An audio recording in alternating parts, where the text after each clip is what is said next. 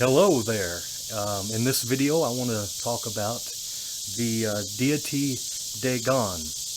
There is some misleading information that is being taught by the Christians and the Messianic movement. Is this a depiction of the deity Dagon? It may come as a surprise, but this is not Dagon. This is actually what the Sumerians call Apkallu, and it has nothing to do with Dagon. So this brings up the question, was Dagon a fish deity? The answer is no. Dagon was a Canaanite deity of grain and fertility. Even the land of Canaan was called after him.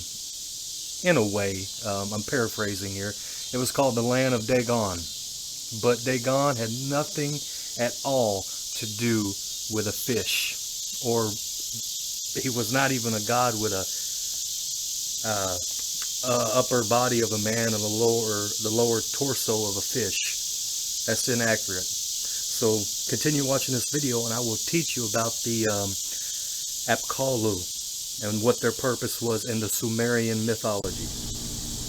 So, who was Dagon? Originally, he was an East Semitic Mesopotamian deity of fertility and vegetation.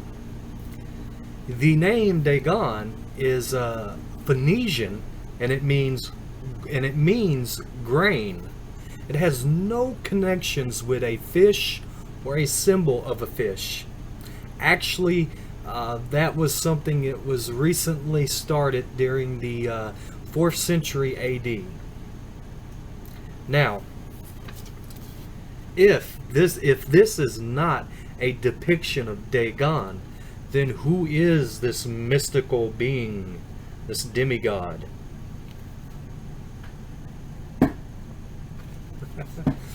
In the Sumerian mythology, these are known as Apkallu.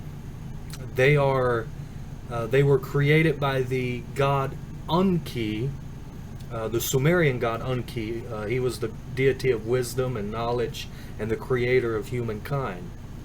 The Apkallu are the 7 Sumerian sages or demigods created by Enki to establish culture and civilization among mankind. They served as priests to the god Enki, and they also served as sages to the earliest kings of Sumer before the flood.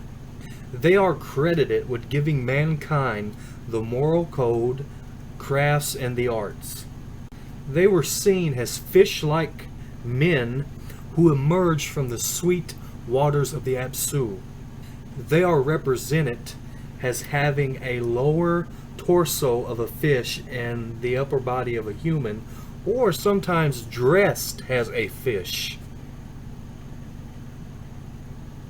Now, some Christians and Messianics make a claim that this so-called sage or this deity is connected with the Catholic Church or Catholicism, that the Pope wears this kind of hat and so on and so on. This is very untrue and misleading information. Although I don't agree with Catholicism, you have to call out stupidity when you see it. So according to the myth, human beings were unaware of the benefits of civilization. So the deity Enki sent his sages or demigods, the Apkallu, to the human beings. They emerged from the ocean to live with the early human beings, to teach them the arts and the aspects of civilization, such as writing, laws, how to build temples, how to build cities, and how to farm and produce crops. In the ancient Mesopotamia myths, the gods created the human beings to cultivate the soil so that the gods would have sacrifice or food to eat from us humans. But however, the first people did not know how to do the job that they were supposed to do for the gods. They sent the Apkallu, the 7 sages, to humankind.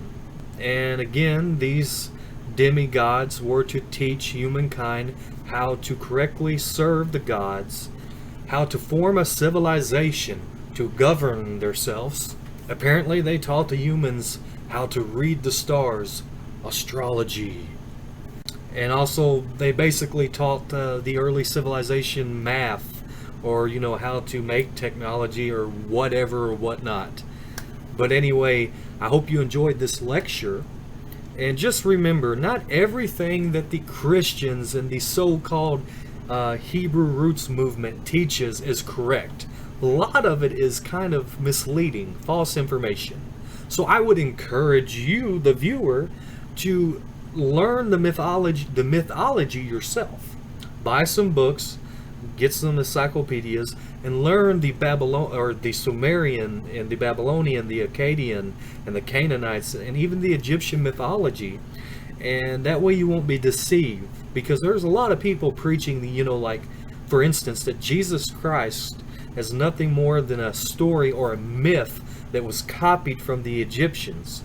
And they would claim that Horus was a sun god, had 12 disciples, rose from the dead, or he was crucified and rose from the dead. But the bottom line is none of that is true, because it's not found in mythology. So it's always good to learn and to study. And so I'm signing off. Shalom Aleichem.